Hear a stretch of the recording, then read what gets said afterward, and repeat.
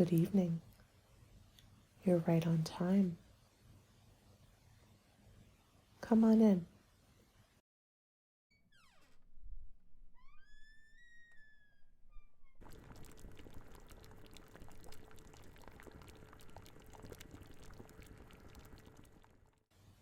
Please, have a seat.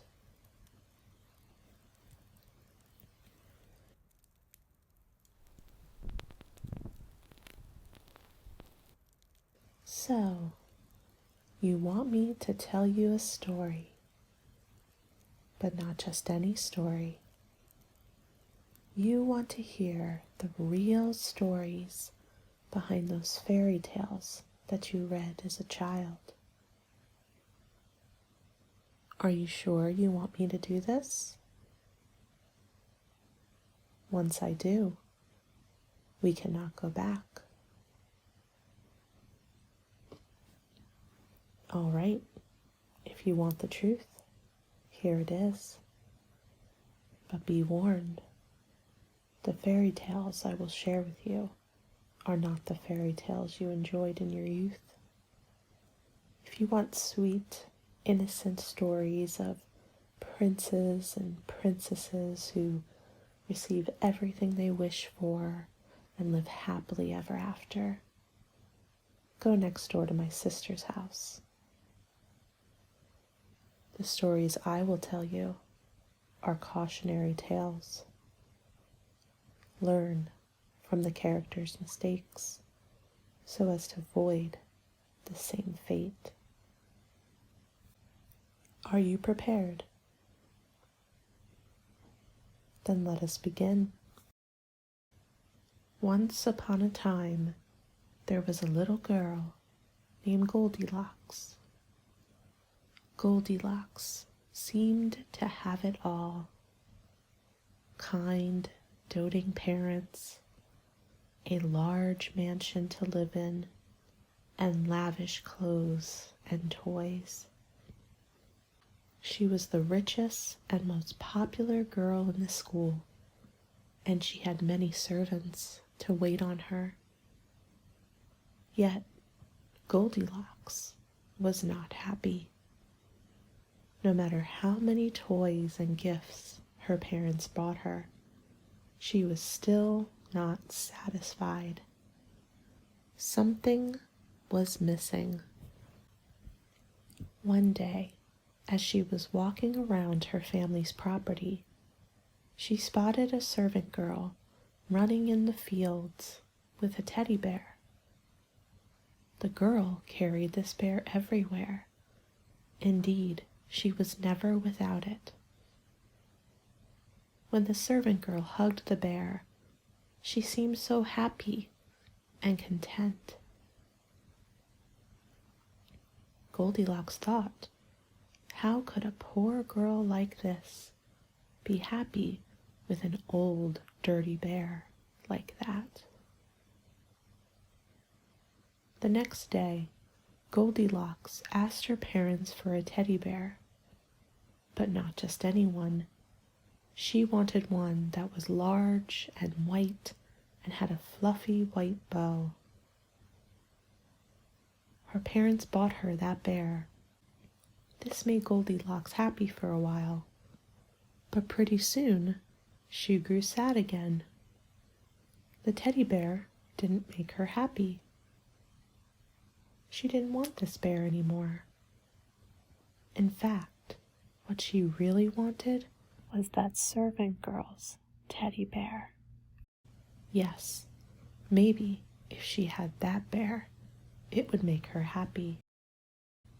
But when she went down to the servant's house, the girl was gone. Her family had moved away. Goldilocks demanded that her parents find the girl and take the bear from her so Goldilocks could have it. But the parents searched high and low and could not find the girl nor the bear. Goldilocks was very angry. She needed that bear to make her happy. she ordered her parents to buy her every teddy bear they could find. Soon her room was filled to the brim with bears of all shapes, sizes, and colors. But still, it wasn't enough. Goldilocks demanded more. Pretty soon, her parents had spent all their money buying bears for Goldilocks and died penniless. But Goldilocks was not swayed. If all of these bears couldn't bring her joy, then perhaps buying the largest bear she could find would. So she sold all of her possessions, including her house and her fancy clothes, and she bought the biggest, most expensive bear she could find. Yes, that would make her happy. Goldilocks took that bear everywhere with her. She didn't mind not having enough to eat. She didn't even mind living on the street, as long as she had that bear. But after a while, Goldilocks grew sad again. The bear was so heavy to drag behind her, and it just wasn't the same. It wasn't that bear. What did the servant's girl bear have that this one didn't? Why was that girl so happy and she so miserable? And for the rest of her life, Goldilocks never stopped thinking of that girl who had the one thing that she never would. The end. Our next story is Snow White. Once upon a time, there was a queen who was married to a king who was powerful but cold. She thought, I'll have a child, but not just any child. She wanted a daughter who was more beautiful than anyone in the land. She wanted her daughter to marry a rich, handsome prince and live happily ever after, something she could not. So the queen had a daughter. She was born with skin as white as snow, with hair as black as night, and with cheeks as red as blood. She named her Snow White, and every day she told her daughter how beautiful she was.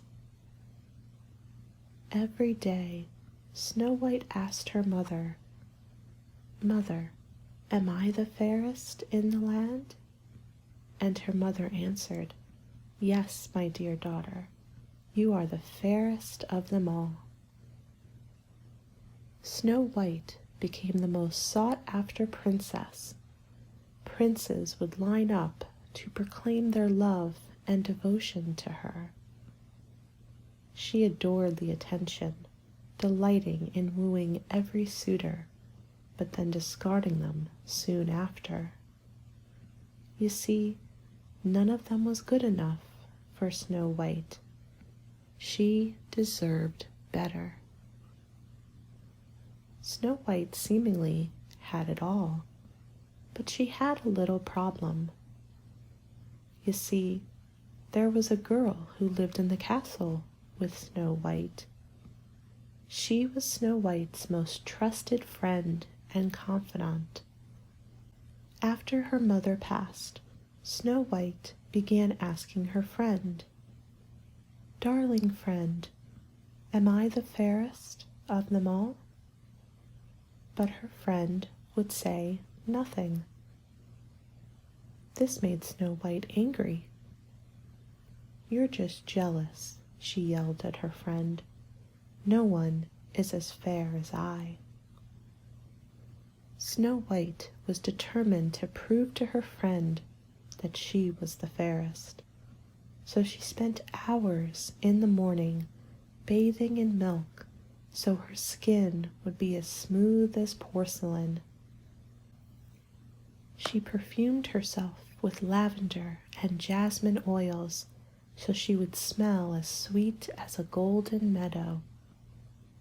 She combed her hair 100 times to be as straight and shiny as ebony shutters, and lathered herself with lotions and makeup so her complexion was flawless. But still, when she asked her friend, "Who is the fairest of them all?" her friend said nothing. Snow White went to her garden where a large apple tree stood. She had heard that apples would keep a growing woman young and thin. So Snow White vowed to eat nothing but apples from this day forth. But still, when she asked her friend that all-consuming question, her friend said nothing. Snow White pondered, what else could she do? Perhaps if she married the richest suitor and became a queen, her friend would finally see that she was the fairest in all the land. So Snow White married the wealthiest prince, who lavished her with gifts and praises, telling her every day how beautiful she was. Snow White was overjoyed with all of the attention, but still her friend said nothing. "What else can I do to prove to you that I am the fairest?" Her friend, with a sly smile, just handed her an apple. "Fine," Snow White said. "I'll show you. I'll eat nothing but apples all day long. I'll cake my face with the most expensive makeup. I'll dress myself in the most lavish gowns. I will be the fairest of them all. You just wait and see." But as she bit into that apple, something inside of her changed. All the glamour and the confidence faded away, and so too did Snow White. Her prince called in the finest doctors, herbalists, and sorcerers to try and cure Snow White, but they could not. And in her sleep, from which she never awoke, Snow White finally realized the truth about her best friend. She wasn't her friend, after all, nor did she ever live in the castle. She was her inner voice all along, taunting her, judging her, telling her every day that no matter what she did, no matter how beautiful she got, she would never be good enough. And so Snow White sleeps, with skin as white as snow, with hair as black as night, with cheeks as red as blood, and with no one to keep her company in her slumber except herself. The end. Our next story is Red. Once upon a time, there was a little girl named Red Riding Hood. Every Sunday, she was tasked by her mother to deliver food to her grandmother, who lived deep within the forest. You see, the grandmother was homebound and needed that food to survive the week. But Red's mother had to work and couldn't deliver it herself. Red was happy to deliver this food to her grandmother, for she greatly enjoyed traveling through the woods. The town she lived in was small and dull, and she grew quite bored at home. But in the woods, she could explore, run, climb trees. She had so much fun, and when she arrived at her grandmother's house, her grandmother would give her a big hug and kisses on her cheek, wrap her in a warm blanket, and tell her stories of the animals that lived deep within the forest. But both her mother and grandmother warned her that she must never deviate from the path. It was far too dangerous. Red did what she was told, but pretty soon she grew curious. What was in the woods that was so dangerous? So Red started venturing off the path and found the most wonderful and exciting things, like butterflies that glowed in the moonlight, trees that stood tall and shielded her from the sun. In the woods, Red could ditch her cloak, take off her shoes, and run barefoot through the grass. She would sip from the streams that ran through the woods and nap in the fragrant meadows. Occasionally, Red would hear the wolves howling in the distance.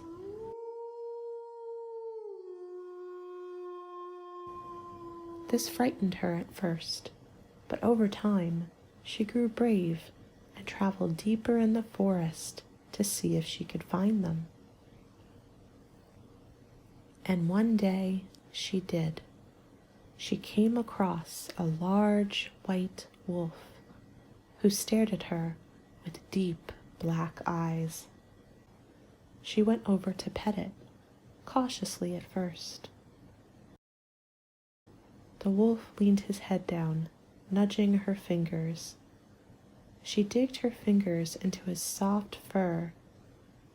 It was luxurious and comforting. Every Sunday, she spent more and more time with this wolf, until one day the wolf transformed. Before her very eyes, he became a man. The man beckoned her closer. "Do not be afraid," he said. "It's just me, your faithful companion. I would never hurt you. I love you."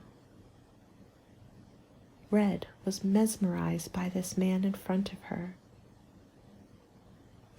"Come to me when the moon is full," he told her, "and I will give you more than you've ever desired."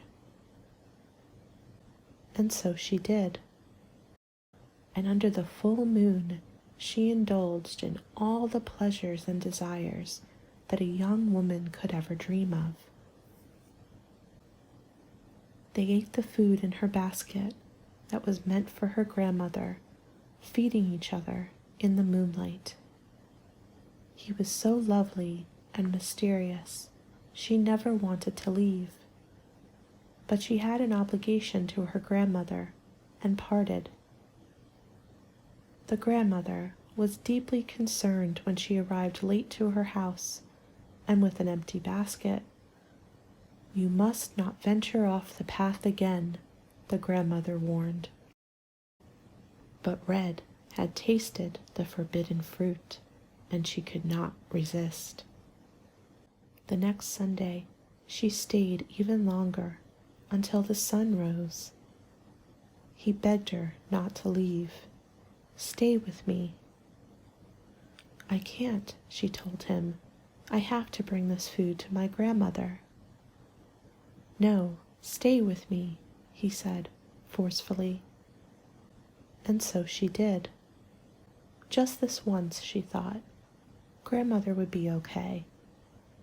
But with each Sunday, Red stayed longer and longer, until one day he told her never to leave.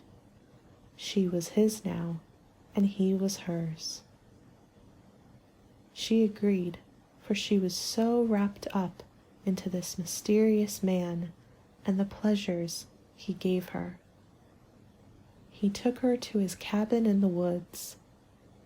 There they made a home, and for a while it was quite lovely.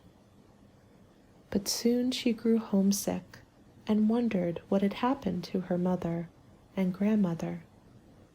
So she asked to leave. But the wolf grew angry. "You must never leave," he told her. "You're mine, and I'm yours. This is your home now." Red was sad, but she agreed to stay. He went out as his wolf self to hunt, and during the night he turned into the man that she fell in love with. But as time passed, Red grew lonely and felt trapped, spending all of that time inside the cabin, cleaning it, cooking, keeping it warm until he returned. So one day she decided to leave. She gathered her things after he departed that morning and made her way towards the path. But he found her and growled and chased her until she returned to the cabin. The next day she tried again, but still the wolf found her and made her return.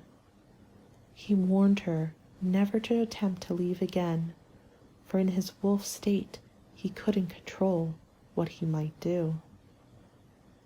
So Red stayed, gazing out the window every day, looking at the beautiful woods that brought her so much joy and excitement as a child, and wondering every night after he fell to sleep what would have happened if she had just stayed on the path.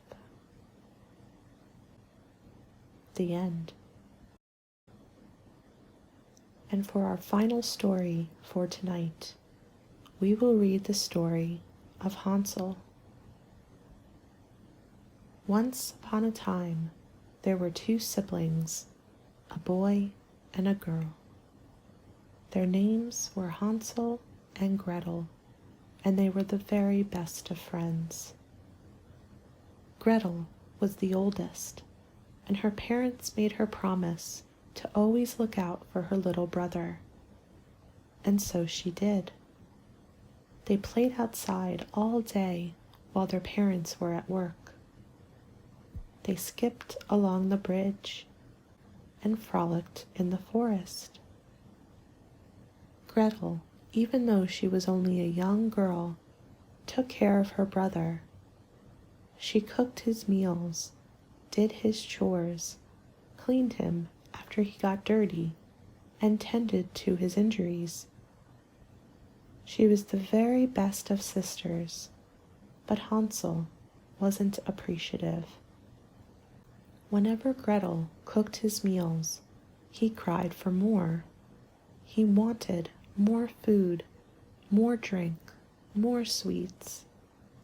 But their family was poor, and Gretel didn't have more food to provide him. So they ventured outside in search of more food. And while they were searching, they came across a fascinating sight. It was a gingerbread house, built outside by someone who had abandoned it long ago. Hansel's eyes grew wide, and he reached down to eat a piece of candy off the roof. "No, don't," Gretel exclaimed. "That's not yours." "It's mine now," Hansel replied. He grabbed the gingerbread house and began chowing down. Pretty soon, he had eaten the entire thing. The next day, Hansel demanded to return to that part of the woods, and to his amazement, he found even more candy. "Can I have one?" Gretel asked timidly. She was very hungry, for Hansel had stolen her portion of dinner from last night. But her brother ate all of the eggs greedily, until there were none left. As Hansel and Gretel grew older, Gretel tried to set limits with her brother, but he disobeyed and grew resentful. Who was she to deny him what he wanted, he thought. So he left home and sought out the things that would bring him pleasure that he could not have at home. Pretty soon he had tried all the sweets that the world had produced, but still he was not satisfied. It brought him happiness in the moment, but when he was done eating, he felt empty again. So he sought other types of pleasure, and with each one it brought him relief in the moment, but afterwards he felt empty again. Very soon, Hansel ran out of money, for he was too lazy to find a job, and he could no longer afford to buy the food and experiences that brought him pleasure. So he started stealing anything he could: wallets, cars, jewelry, anything he could sell to buy him that which made him happy. At times he was caught and punished. He'd call his sister, who would rescue him each time, and each time she would plead with him to stop. But Hansel did not listen. She was just trying to hold him down, he thought. She didn't want him to be happy. So Hansel kept stealing, kept eating, kept drinking, until one day, when he was caught and punished again, Gretel didn't come to rescue him. He reached for his phone to call her, but then realized that he had sold his phone to finance his pleasures. He reached for his wallet, but it was empty. He reached into his pockets, but they were empty as well. I don't need her, Hansel thought. She would have only tried to make him stop. I don't need her. I know what I need. And so Hansel sat in that dark, empty cell, alone and focused on all the things he would buy, eat, drink, and do when he was out. The end. And that is the conclusion of our story time. You asked for the truth, and so I have told. These stories are not happy endings. They warn us that if we are greedy and envious, we will spend our entire lives seeking that which we do not have. If we are prideful, we will spend too much time admiring an illusion. If we are lustful, we will neglect that which is most important to us and fall for the fantasy instead of seeing the reality. And if we indulge too much in our pleasures without appreciation or hard work, we will end up alone and obsessed with our desires while neglecting our needs. Take heed of these lessons, and you may indeed avoid the same fate. Well, it is late, and I am tired. You may leave now. Oh, but don't stray too far from the path.